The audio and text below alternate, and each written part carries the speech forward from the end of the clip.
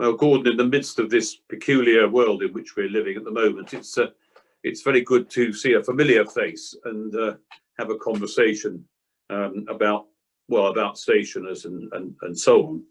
But we've known each other quite a long while now. I can't trace back quite how long, through Bob and Delphine Baines. And I wonder whether you want to just say a little bit about how you first encountered Bob and Delphine. That was quite a long while ago.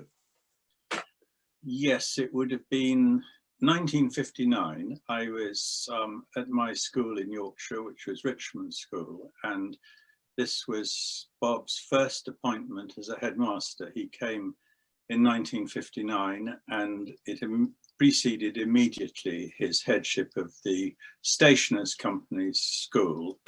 And while he was head at Richmond, my father died, and my mother had already died. And those were the days when one didn't come of age until one was 21.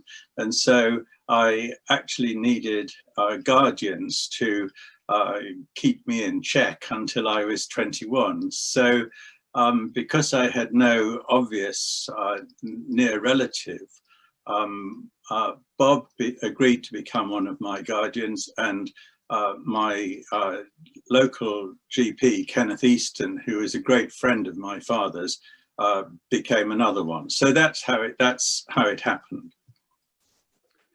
Yeah, that was true. I knew it was something like that. I hadn't quite had the full story. And so, did you live in Richmond itself? Is that where you came from? No, I was born in Middlesbrough, and my parents moved about a fair bit in the 1950s in villages around Richmond, and we were living in Colburn, which was a sort of satellite. Well, it was an ancient village, but it was also a satellite of Catterick Camp at the time I was at the grammar school. Am I right in thinking that, rather unusually for a state school, Richmond School had a boarding facility?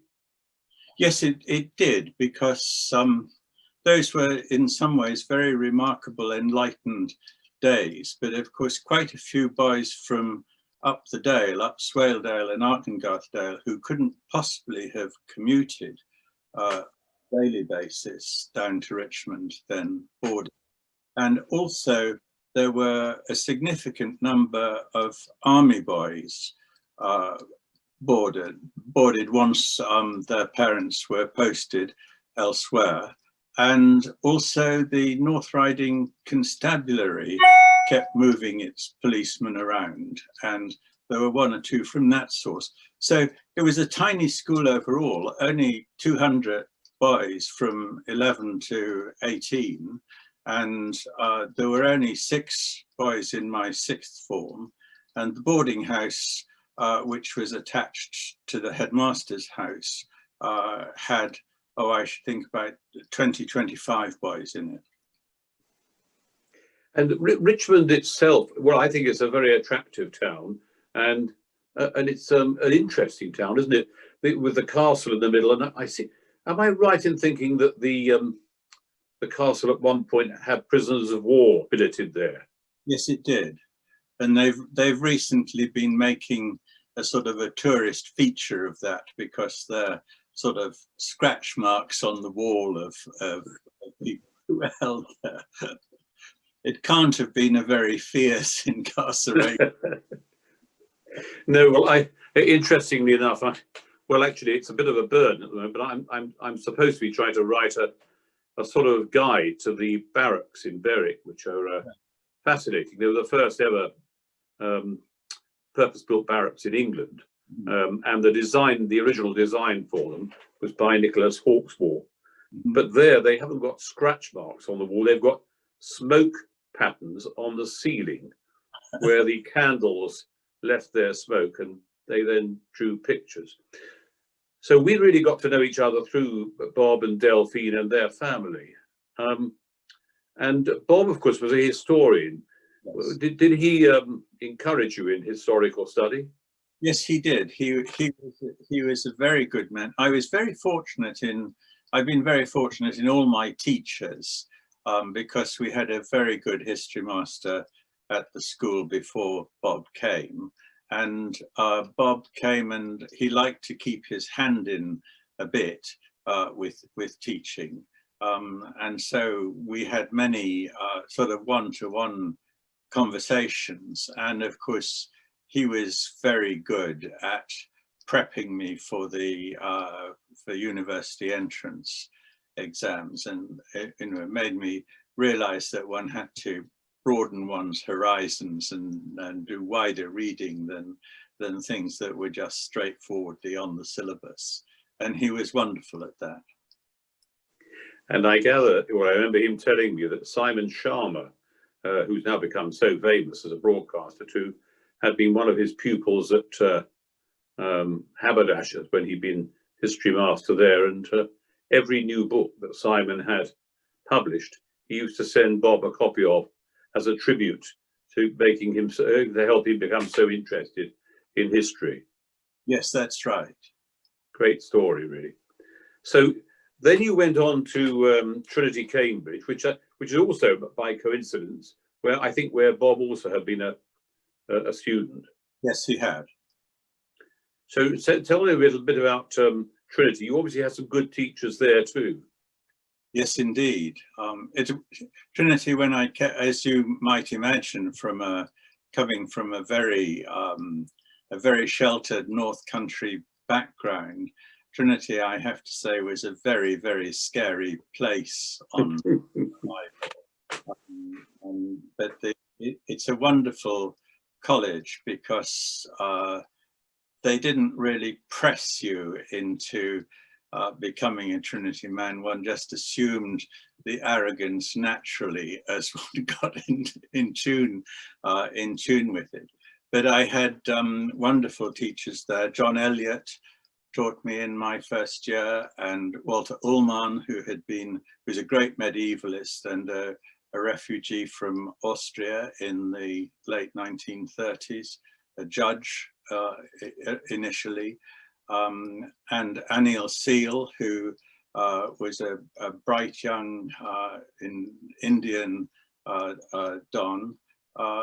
And they were all very, very stimulating and interesting teachers. And who was the master of Trinity in your time? When I came up, it was Lord Adrian. And then when I became a fellow, I think it was probably in the first year of Rab Butler's tenure of the mastership. Yes, so very distinguished people. And you then went on to do your PhD also through Trinity. Yes, well, through Cambridge, yes. Through Cambridge, yeah.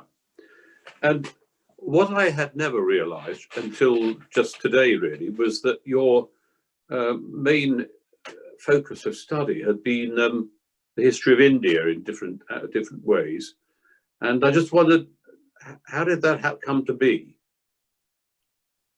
Well, it's sort of an interesting and sort of a disreputable story, because through my undergraduate years, I was really headed to being a medievalist, and I was all signed up to do a thesis with Walter Ullmann on Bartolus and the post-glossators, which, as I'm sure you know, were the group of people in the late 15th century who recovered in Italy, who recovered a lot of Roman law, and who actually laid the foundations for modern international law. So it was going to be really sexy stuff, like how you devise water rights and dowry arrangements, when in Italy there were all these little polities and so on, and sharing geographical and social and economic features. And I was having a supervision in the end of the Lent term, that's just before Easter, in the year I was graduating, with Anil Seal. And he said, what was I going to do? So I said, "Oh, sir, I'm going to do Bartolus and the Post-glossated." And he looked at me and he said, "You must be absolutely bonkers," he said. "What you must do is India." And he plied me with whiskey, which I had never had in my life before, other, I suspect, than the odd teaspoonful medicinally. And that was how it happened. But it worked very well because 1964 was the year in which our government, unbelievably, in response to a report that the Treasury had commissioned, set up a number of studentships and lectureships in universities to study Asia, Africa, Latin America, and the Soviet Union. And that all came about because some mandarins in the Treasury in the early 1960s suddenly realized there was no work being done on any of these regions of the world in British universities, and they didn't think that was necessarily a good thing in the national interest. So the Treasury provided earmarked funding to a number, first of all, to a number of us who won scholarships to do the PhD, and then to establish university appointments, which I then subsequently also got the South Asia one in Cambridge. And so how long was it before you eventually did get to India?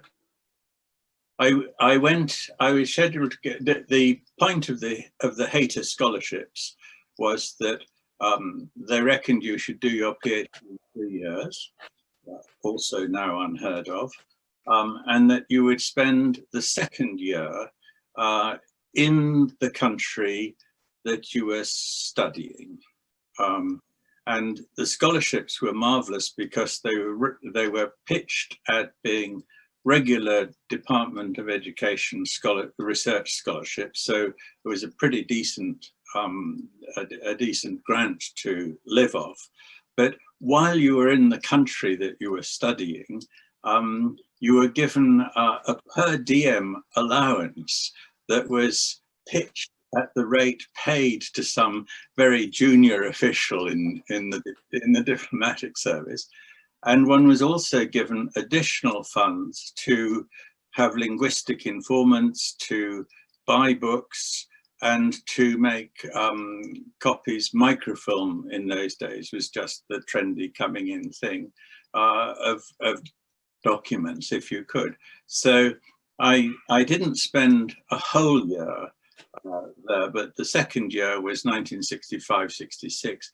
I was delayed getting there because of the Indo-Pakistan war that broke out in September.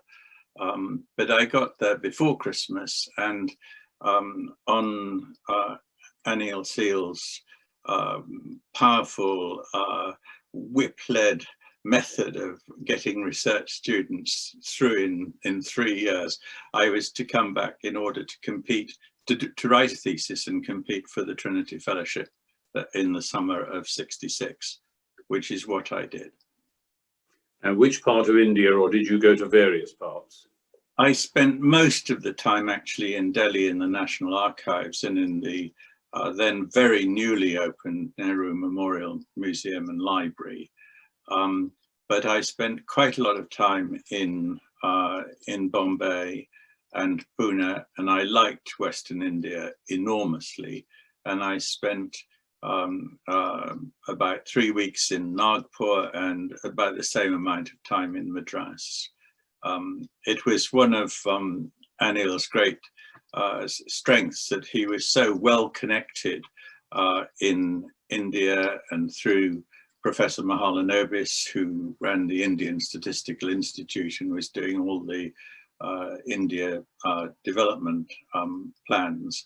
And we had access to very good collections of private documents and so on, most of which then did eventually find their way into archives.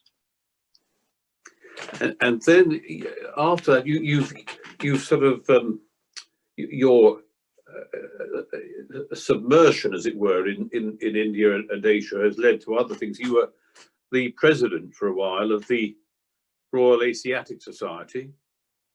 Yes, I've done a couple of stints as president, but it's in the last 10 years.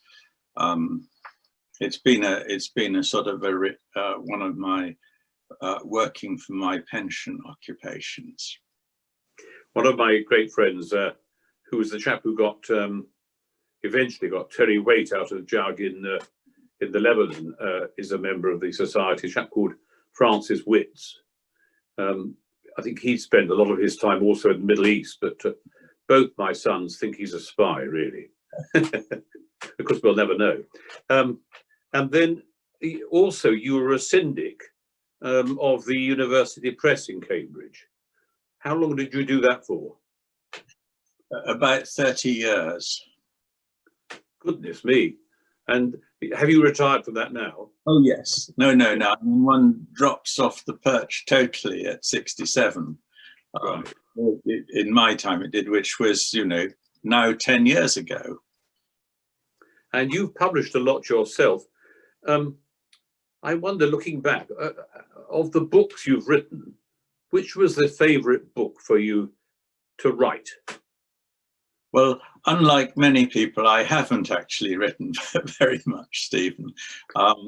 And without question, the book that gave me much pleasure was a little book about Cambridge called University Politics, which was in effect an edition of Francis Cornford's Microcosmographia Academica. This is a very famous pamphlet that has had a circulation, continuous circulation in certain high-level quarters like University Common Rooms and Church of England synods and business boards and the civil service. That is an absolutely amazing critique of how people behave politically with each other and in committees, and how they waste time and why, and how they either get things done or they prevent things from being done. It's a tiny little pamphlet that he published in 1908. And I suppose again, was it through Bob that you became a stationer? Not quite. What happened was that I was chairman of the university press in the last 16 years of my time as a syndicate, and that's equivalent really to being the chair of the board of trustees or the chair of the board of governors. So it doesn't actually mean that one's a serious publisher or printer or anything like that. But I'd had it in mind from the little reading that I'd then done.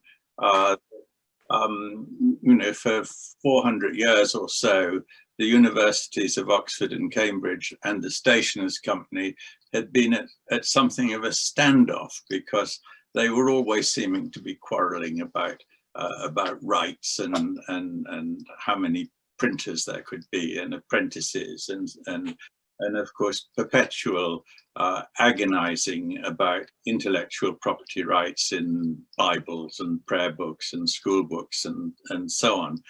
And I just thought it would be nice after all these years if now finally was the time when there could be a little bit of coming together.